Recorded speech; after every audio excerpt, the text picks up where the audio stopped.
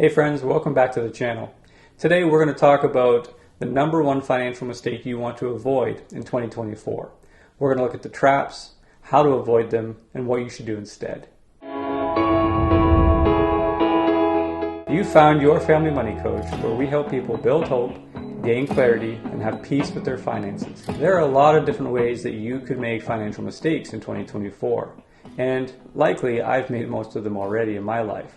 However, the number one mistake that you want to avoid in 2024 is taking out a car loan. Yes, having a car in a lot of cases is a necessity, and it's also very convenient for getting around. But you have to remember that having a car loan is one of the most expensive ways for you to accomplish what you're trying to do, which is get from point A to point B. So what are the traps and what do we need to avoid? There's a mental aspect to this where we have to avoid certain ways of thinking about a car. For example, if your car breaks down, that doesn't immediately mean that you need a new car, right? But in our mind, we get stressed, we become frustrated because we have car repairs, and we think, oh, if I just had a new car or a newer car, this wouldn't happen. The truth is, it happens anyways. There will always be things that come up in our life. So we want to make sure we maintain a good balance between buying a car we can afford with cash and not letting our emotions get in the way when something goes wrong. Another trap is when someone gets in a car accident. It's important to remember that a car accident, if you have insurance that covers your replacement of your car, is going to cover the actual cost of replacement, the market value of the vehicle at this moment in time. Right? So if you have a $10,000 car and that $10,000 car becomes a write-off according to your insurance, they're going to write you a check for $10,000. Well, that doesn't mean the car was unreliable. It doesn't mean that you need to go upgrade your car to a brand new car because you've been looking and seeing things online or getting ads, or just happen to see a car you really like, and now this is an excuse or a reason, a justification to go ahead and actually spend money that you don't need to spend. You can absolutely go buy another $10,000 car. And quite frankly, the cars that are made nowadays are made so well that they're going to last a really long time. So going out and spending more on a new car just because you were in an accident is not a good financial decision. Spend the money you already have from the insurance company and buy a car of equal value that you were already driving. The next mistake people make is often thinking, because I work so hard and because I want this thing, I therefore deserve it and should go get it.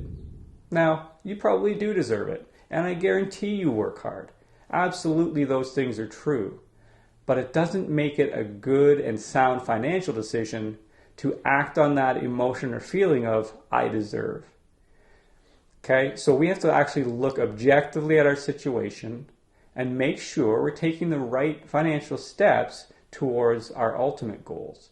Because if our ultimate goals are to either get out of debt, build wealth, know that we'll be able to retire well, maybe it's to help put our kids through college, none of those things are achieved when we have a car loan. None of those things matter if we tell ourselves and convince ourselves that because I deserve this thing, I'm going to go and financially ruin myself.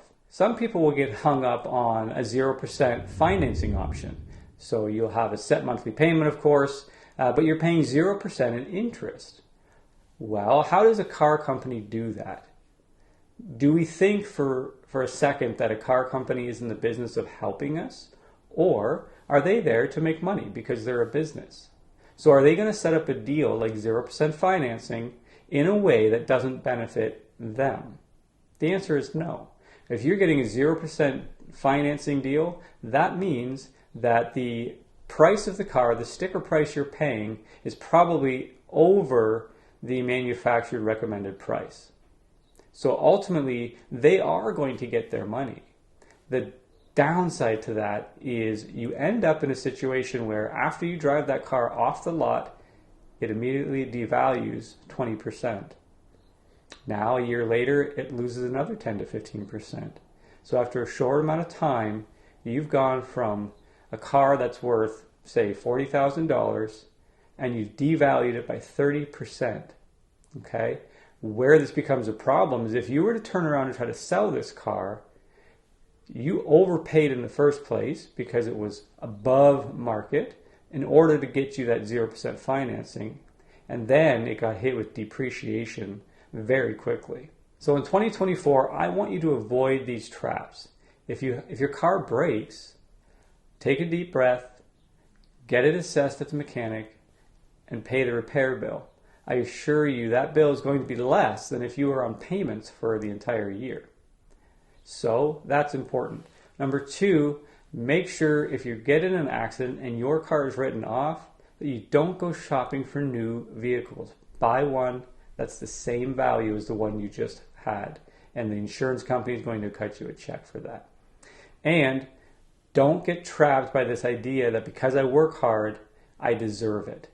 You do, but it doesn't make it a good financial decision. So here's another problem with car loans and buying new cars. The fact is, owning a new vehicle is very expensive. Not only if you are financing it and paying monthly, which is reducing the amount of money you have to do other things, mainly savings or paying down other debts, but you also have a depreciating asset, something that's going down in value. So you bought it when it was worth the most it was ever going to be worth, and every year after it's losing its value, which means when you go to sell it, it's worth less. So if you buy a $40,000 car, it's going to depreciate by 20% in the first year. Okay, so that car is now worth $36,000. In addition, each year after that, it's going to depreciate another 10 to 15%. So if you bought it for $40,000, it's now worth $36,000 after 1 year. After another year, it's only going to be worth $30,000 to $32,000. So as you can see, in only a few years' time, that same vehicle has dramatically decreased in its value. Now, how do we avoid this? Well, if you're in the market to buy another car, I would recommend looking at used cars. Because what does your car turn into the second you drive your brand new car off the lot? It's a used car. So look at used cars. If you have enough money in cash saved, then yes, we can look at cars that are in the 3 to 5 year old range. That is a great option. Now, if you don't have $20,000, $25,000 to do that, then you need to look at what can I afford. If all you can afford right now is a $5,000 car, then that's what you buy. Start saving as you go, putting some money aside so that you can increase your car incrementally. So maybe you save $100 a month, and in a year's time you have an additional $1,200. Well, that means you can probably go out and buy a little bit better car if you sell the one you have and buy a new one. Now that's a very simple example, but you can extrapolate that over years. Maybe you set aside money for a couple years knowing that this car you have now is at the lower end and you want to have something that's a little bit more. Well, after a few years, you can probably scrape together enough funds to go buy a $7,000 car. You see how this works? You just incrementally increase the car that you own going at the speed of cash, using money only money you have, right?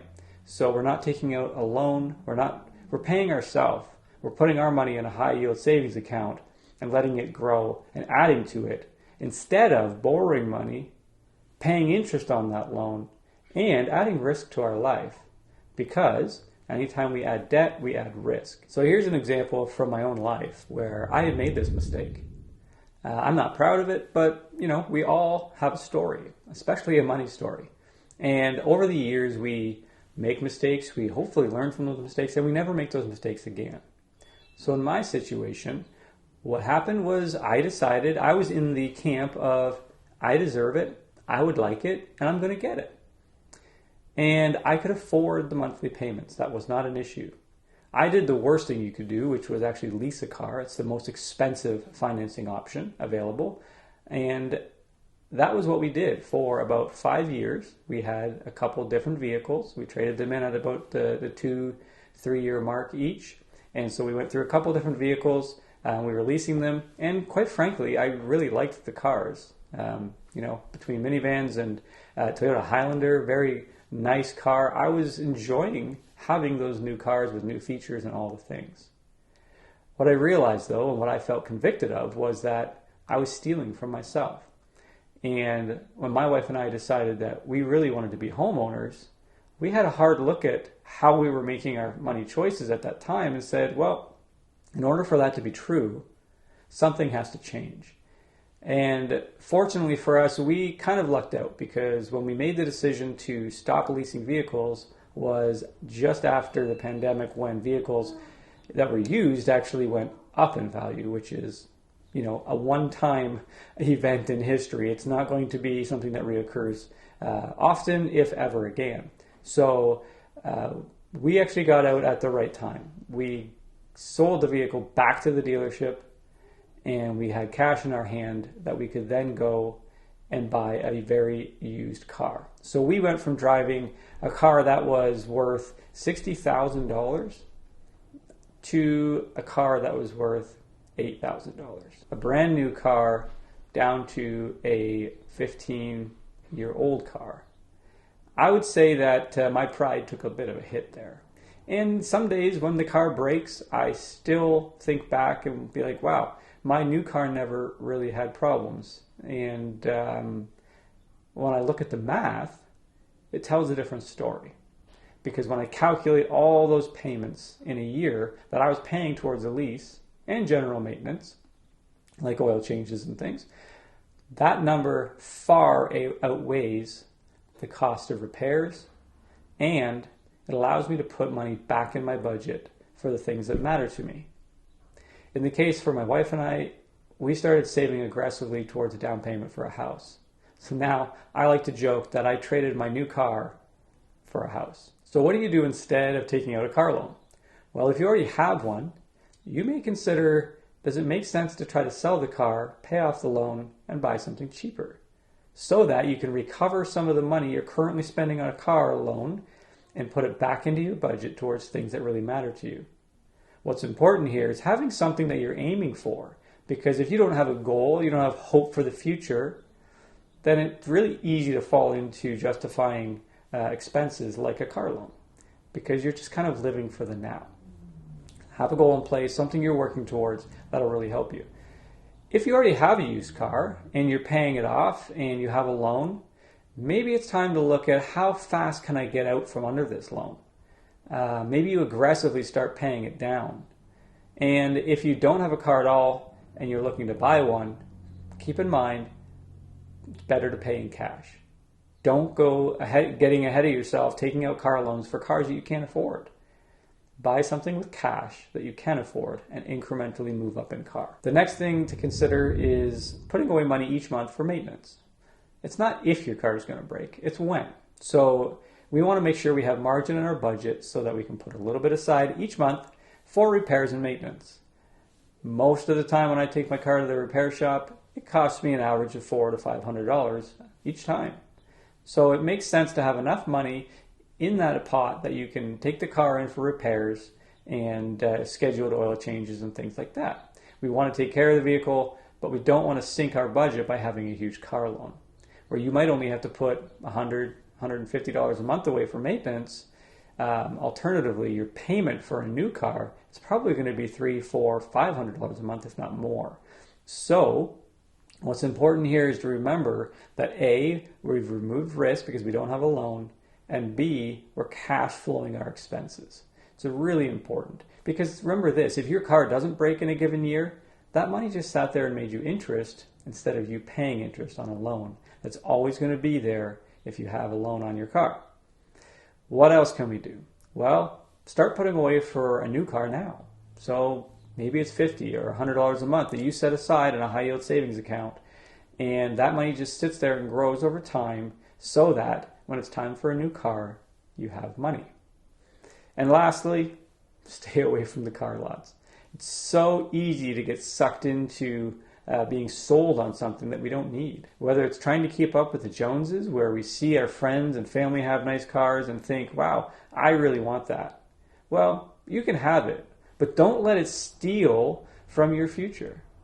Make good choices now so that later you can drive whatever you want because you've made so many consecutive good choices with your finances that you've set yourself up so well that you have the cash to buy whatever car that you want to buy. Okay, that's it. That's the number one financial mistake you want to avoid in 2024. It's buying a new car, and especially buying a car with a new payment. So, if you're struggling with your finances, if you don't understand any of what I was just talking about and you're curious, if you want someone to go through your budget with you, we do that. Now, for me, right now, this is a part of a ministry I offer to people in order to help people out that are looking to make change in their life, looking to get out of debt, looking to have some really positive steps they can take, and someone walking with them to make good financial choices so that they can achieve the things they want to achieve with money. I'll help you get on track and make a plan you can stick to. You don't have to do it alone. We're here to help. So if you're looking for help, send us a message, yourfamilymoneycoach@gmail.com, or you can send us a direct message over Facebook or Instagram. Okay guys, that's it for this one. We'll see you next time.